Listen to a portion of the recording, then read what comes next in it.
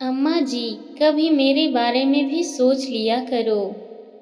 पिछले 15 मिनट से निर्मला जी फोन पर अपनी बेटी से ही बातें कर रही थी।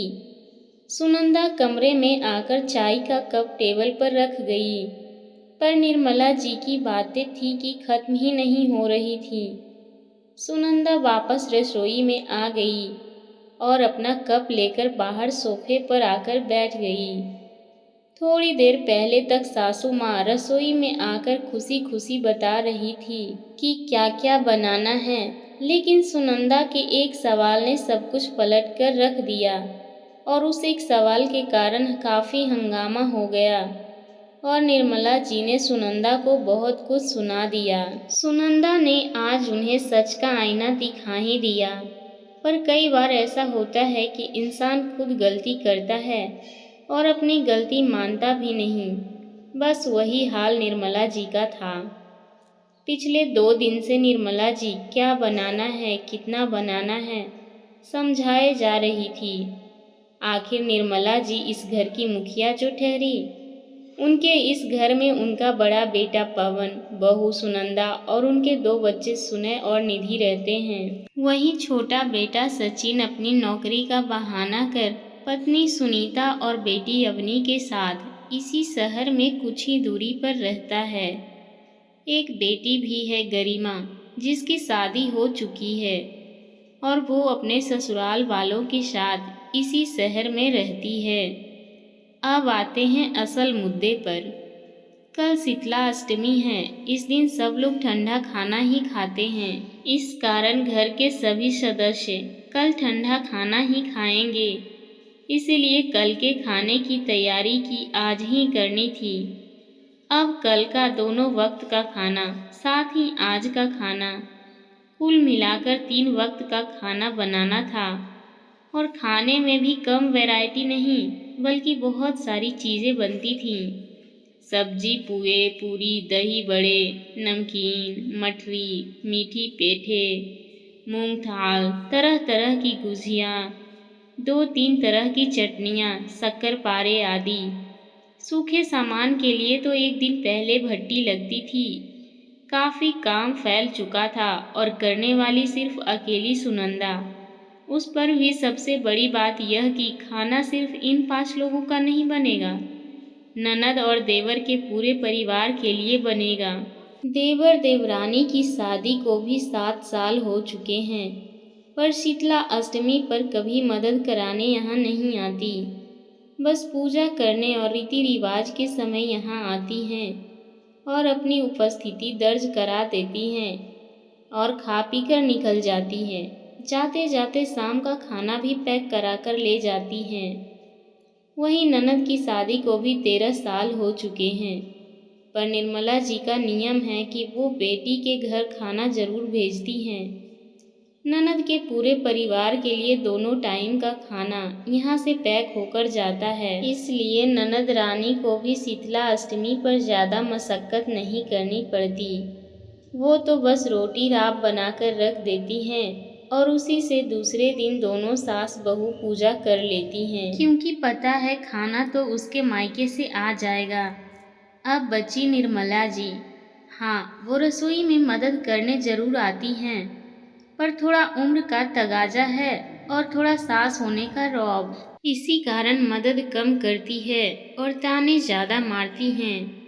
और सुनंदा सब कुछ सुनकर भी परिवार वालों की खुशी के लिए चुपचाप काम कर लेती थी। लेकिन इस बार सुनंदा की तबीयत ठीक नहीं थी। उसे आए दिन माइग्रेन की शिकायत हो रही थी। कल भी भट्टी चालू थी, लेकिन कल सुनंदा को माइग्रेन की समस्या हो गई, जिस कारण से ज़्यादा कुछ नहीं बन पाया। कुछ सूखा सामान बन चुका था, लेकिन अभी भी काफ़ी सूखा सामान बाकी था। ऊपर से आज ही सारा काम पूरा करना था, क्योंकि सामान पैक होकर ननद के घर जाना था। सुबह सुबह ननद का फ़ोन आया, भाभी खाने में क्या क्या बना लिया? दीदी बहुत सिर में दर्द हो रहा है। कल रात को भी माइग्रेन की समस्या हो गई थी, दवाई खाई थी, फिर भी आज भी समस्या हो रही है। समझ नहीं आ रहा है कैसे बना पाऊंगी। अगर आप आ जाती तो थोड़ी मदद मिल जाती, सुनंदा ने भी सपाट शब्दों में कहा। अरे भाभी, मैं आपकी मदद करने आऊंगी तो मेरे ससुराल वाले क्या कहेंगे? इससे अच्छा आप छोटी भाभी को फ़ोन कर लो, कहकर ननद ने फटाफट फ़ोन रख दिया। उसकी बात सुनकर सुनंदा को बहुत बुरा लगा। फिर भी उसने हिम्मत करके निर्मला जी से कहा, मम्मी जी, मेरी तबीयत ठीक नहीं है। मैं इतने लोगों को खाना अकेले नहीं बना पाऊंगी। आप सुनीता को बोल दीजिए, वो आ जाएगी तो थोड़ी मदद मिल जाएगी। उसकी यह बात सुनकर निर्मला जी ने कहा, तू कौन सा अकेली खाना बनाती है? मैं भी तो तेरी मदद करती हूँ। ऊपर से तूने मेरी बेटी को भी मदद के लिए बोल दिया। थोड़ी सी शर्म भी नहीं आई? उसके ससुराल वाले क्या सोचेंगे? निर्मला जी की बात सुनकर सुनंदा हैरान रह गई। आज पहली बार ननद से मदद के लिए सवाल क्या किया। उसने इतनी जल्दी अपनी माँ को फ़ोन भी कर दिया, पर फिर भी बोली, मम्मी जी, ये सब बात की बात है। अभी तो आप सुनीता को फ़ोन लगाइए। मैं क्यों फ़ोन करूं? तू खुद ही कर ले। छोटे ननद और देवर सुहा नहीं रही तुझे। घर की बड़ी बहू है तू। अरे साल में उनके लिए एक बार बना लेती है तो कोई फर्क थोड़ी ना पड़ता है।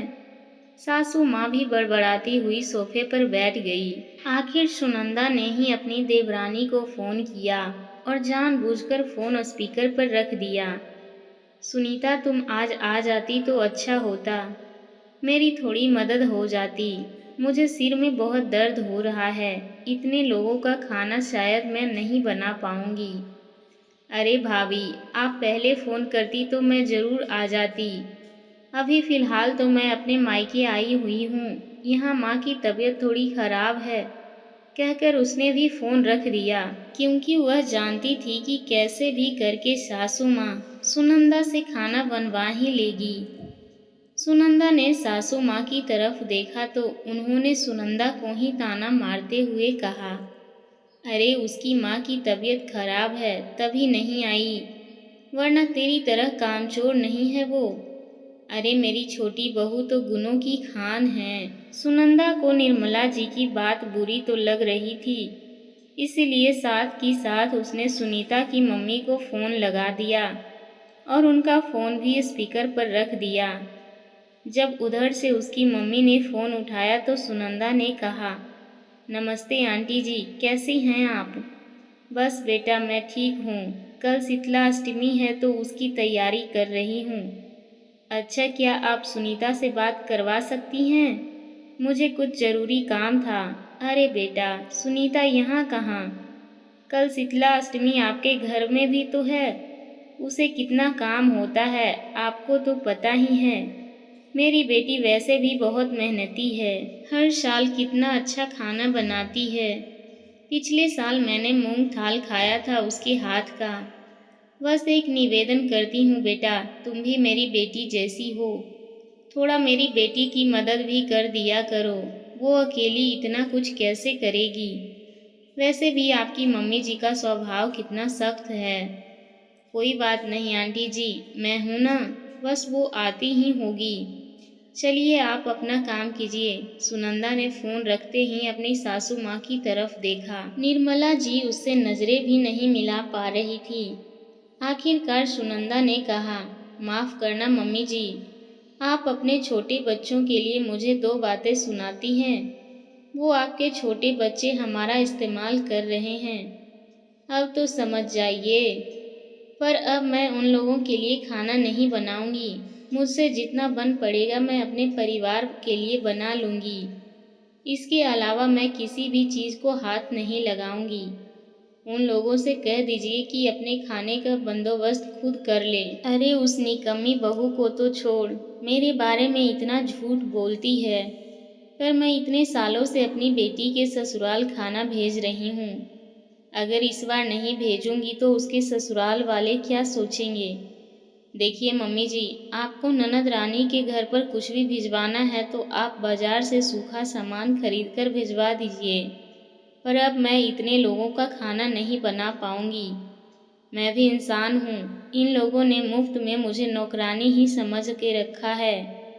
उन्हें भी तो सोचना चाहिए था कि थोड़ा आगे बढ़कर खुद मदद करा दें।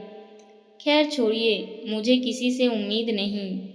अब मैं मुफ्त की नौकरानी बनने से इनकार करती हूँ और मैं उनसे कुछ नहीं कहूँगी। आप खुद फ़ोन करके उनसे कहेंगी।